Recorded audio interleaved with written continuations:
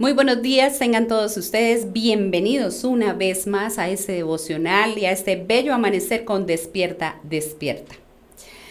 El día de hoy vamos a iniciar un nuevo tema con los dones otorgados por el Padre. Hemos venido tratando el tema ¿qué ocurre cuando Dios nos visita? Y ahí vimos que una de las cosas que se activan son los dones. Pues Dios puso en mi corazón continuar como activando esta parte o explicando esta parte de los dones, respecto de los dones otorgados por el Padre. Pues bien, empecemos a conocer un poco el día de hoy sobre esos dones. Y la porción base de la escritura que vamos a tomar está en el libro, en la carta de los Romanos, capítulo 12, versos 3 al 8. Lo leí en varias versiones y me gusta que es muy clara la versión Nueva Traducción Viviente. Y dice la palabra de Dios en el nombre del Padre, del Hijo y del Espíritu Santo. Dice a partir del verso 3, basado en el privilegio y la autoridad, está hablando el apóstol Pablo, que Dios me ha dado, le advierto a cada uno de ustedes lo siguiente: ninguno se crea mejor de lo que realmente es.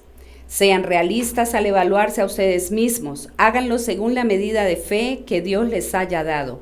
Así como nuestro cuerpo tiene muchas partes y cada parte tiene una función específica, el cuerpo de Cristo también. Nosotros somos las diversas partes de un solo cuerpo y nos pertenecemos unos a otros. Dios, en su gracia, nos ha dado dones diferentes para hacer determinadas cosas. Por lo tanto, si Dios te dio la capacidad de profetizar, habla con toda la fe que Dios te haya concedido. Si tu don es servir a otros, sírvelos bien. Si eres maestro, enseña bien.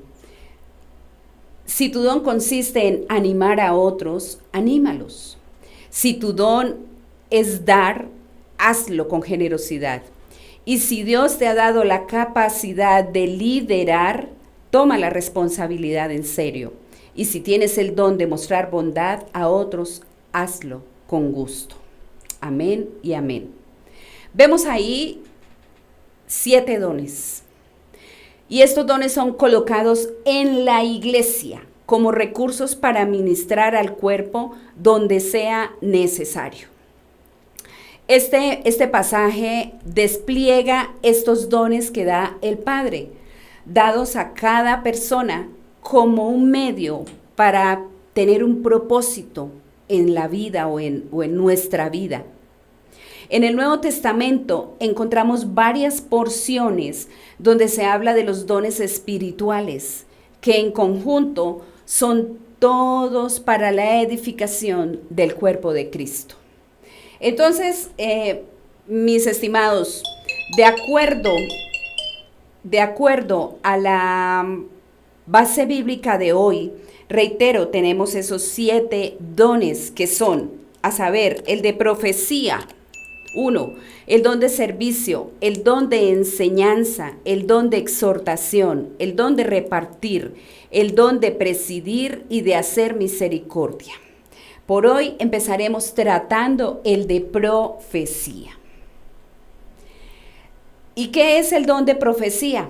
Se refiere a aquellos a quienes los dones recibidos del Padre Creador les permite ver la vida desde una perspectiva profética especial, independientemente de la función pública que desempeñen o del uso especial que haga de ellos el Espíritu para proclamar abiertamente una profecía o la manifestación de una profecía hecha pública, porque recordemos que en el Antiguo Testamento la función del profeta era recibir esa instrucción de parte de Dios y él iba y la proclamaba, si era para el pueblo entero, a plena voz en cuello.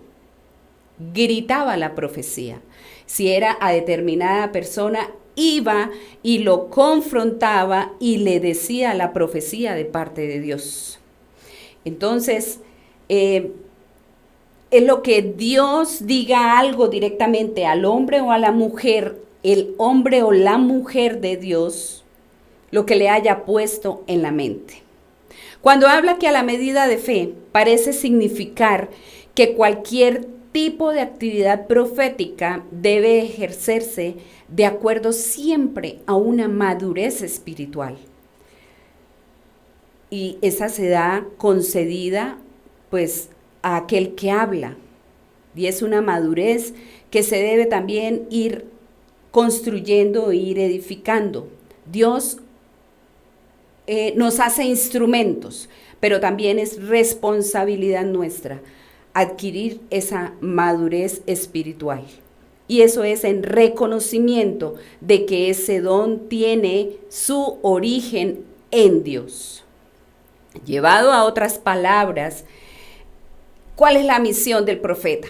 Hablar con franqueza y visión, pero bajo la guía e inspiración del Espíritu Santo de Dios. Para esto tomemos como ejemplo muy diciente la profecía de Joel 2:28, que es una de las profecías, de las tantas profecías aplicables para estos tiempos también. Joel 2:28 nos dice la palabra de Dios: y después de esto derramaré de mi espíritu sobre toda carne, y profetizarán vuestros hijos y vuestras hijas, vuestros ancianos soñarán sueños, y vuestros jóvenes verán visiones. Y también sobre los siervos y sobre las siervas derramaré mi espíritu en aquellos días. Notemos entonces en esa porción de la Escritura cuál es la franqueza y el significado de la profecía de Joel. Dice, y después de esto, empieza el verso 28. Y esta es la frase que se introduce en esa parte final de Joel 2:28 para empezar ya un capítulo 3. Y ella nos traza entre esas dos épocas un paralelo de lo que fue toda un juicio en ese tiempo, que fue por una plaga de langostas, y el juicio de Dios sobre las naciones al final de los tiempos. Y eso es lo que estamos viendo hoy día, mis queridos y estimados hermanos en la fe y amigos. Eso es lo que estamos viendo. Entonces, ahí está la franqueza y el significado de esa profecía, y esa es la función del profeta. El segundo término, cuando habla la profecía y dice derramaré, cuando hablamos de derramar, es como si yo estuviera echando en una jarra hasta que se llena y se derrama, se derrama, se derrama. Nos habla de que alude a algo abundante. Un ejemplo también, tomándolo ya bíblicamente, es cuando la tierra estuvo tan seca y tan estéril y no daba fruto. Entonces, ¿qué pasó? Dios envió abundante agua. Se crecieron los arroyos, lo que arroyo es delgadito, se crecieron los arroyos, el cauce de los ríos aumentaba. Y eso es lo mismo, o es la analogía, o es el paralelo de lo que ocurriría con el Espíritu Santo, de lo que sucedería con el derramamiento del Espíritu Santo. Y esa profecía que se dio en ese derramamiento fue en el Pentecostés, razón por la que el apóstol Pedro en el libro de los Hechos, cuando tiene ocurrencia este hecho importantísimo del derramamiento del Espíritu Santo, el apóstol Pedro inmediatamente refiere la visión del profeta Joel. Y eso está en el libro de los Hechos. Continúa la porción de la escritura de Joel diciendo que derramaré de mi espíritu sobre toda carne. Y esto se refiere a todo tipo de personas, no a todo individuo, sino a todo tipo de personas. Al igual que el arrepentimiento incluía tanto a jóvenes como a los viejos. Recordemos que la visión o la profecía de Joel dice que derramaré de mi espíritu sobre toda carne. que los niños tendrán visiones, etcétera.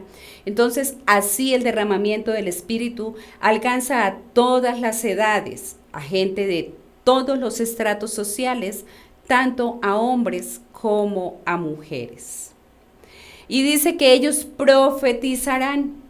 Significa proclamar los propósitos de Dios sobre toda cuestión humana. Un profeta es una persona que habla siempre en nombre de Dios.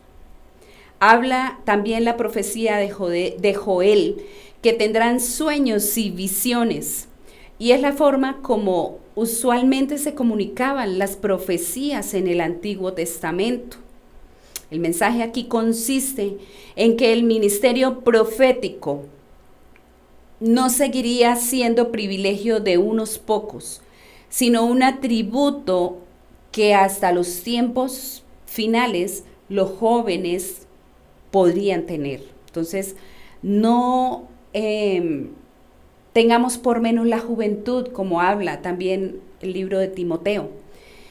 Entonces, los jóvenes, los niños, los ancianos, todos pueden tener ese privilegio de la profecía. Nos habla también que los siervos y siervas. ¿Por qué hace esa aclaración? Resulta, mis estimados, que en el Antiguo Testamento, llamados siervos o siervas, siempre se estaba haciendo referencia a los esclavos. Y esto es algo que no tiene precedentes. Si nosotros podemos revisar a lo largo y ancho del Antiguo Testamento, creo que no hay ejemplo alguno que hable de un esclavo o de un siervo o de una sierva que hable del que ejercía las funciones de profeta. En el capítulo 2 de los Hechos vemos que el derramamiento del Espíritu Santo durante el Pentecostés no estuvo limitado solamente a los apóstoles ni a otros exclusivos, sino el derramamiento del Espíritu Santo vino para todos. Porque dice la Escritura, porque para vosotros es la promesa, y para vuestros hijos y para todos los que estén lejos, para cuantos el Señor nuestro Dios llamare. Entonces, la invitación para todos es que continuemos adquiriendo el conocimiento de Dios y asimismo lo transmitamos de generación en generación sin excepción, como lo menciona el profeta Joel, desde los niños hasta los ancianos. Instruyámoslos respecto del carácter, respecto de los atributos y la naturaleza de Dios. ¿Para qué? Para que en momentos de adversidad podamos resistir. Y no solo en la adversidad. ¿Por qué digo esto? Porque aún en los de momentos gloriosos o de avivamiento, no sea que nuestro yo se altere por los dones recibidos.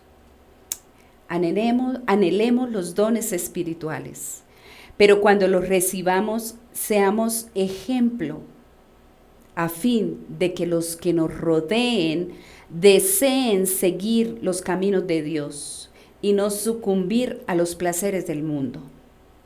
Recibamos con agradecimiento al Espíritu Santo de Dios que está en nosotros y con nosotros aquí en la tierra, porque recuerden que el Señor Jesús les dijo, les conviene que yo me vaya, porque vendrá uno más grande, y ese era el Consolador, el Espíritu Santo de Dios, y es la persona por medio del cual el Padre llevará a cabo sus propósitos en este mundo. Permitamos ser renovados para que el Espíritu Santo se derrame en nosotros. Por hoy hemos llegado al devocional, al final de este devocional en este día. Pero la invitación es que continuemos en el estudio de estos 7 dones. Recuerde, hoy apenas iniciamos con el de profecía. Nos restan 6 y vamos a estarlos enseñando respectivamente. Les bendigo en el nombre del Señor Jesucristo, en el nombre que se doblará toda rodilla, dice la Escritura, y toda lengua confesará que Jesús es el Señor. Estimado amigo, si no lo ha hecho, le invito a que lo haga. Doble sus rodillas ante el único que merece ser adorado y exaltado, el nombre del Señor Jesucristo. Paz del Señor. Los esperamos el día de mañana. Bendiciones.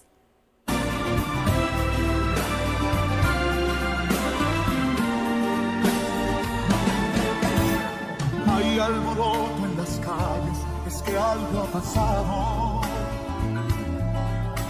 Veo a los hombres corriendo y a muchos gritando.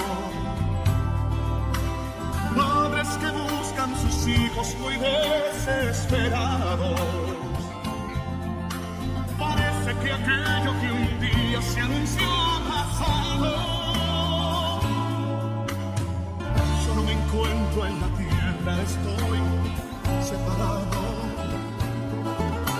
Y siento que todo mi cuerpo y mi ser han cambiado.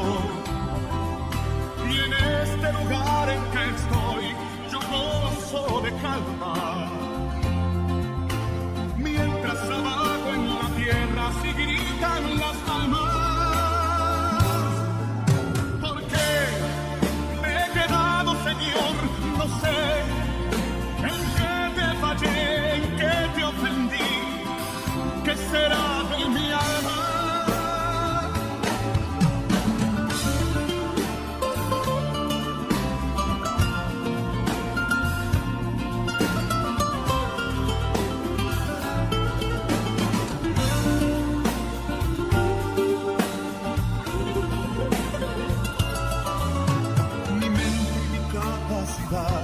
No pueden describir la gloria y el grande poder que hay en este lugar. Un trono que está rodeado de miles de ángeles, mientras abajo en la tierra se alborotan las calles. Despierta, pronto llegará el momento que no habrá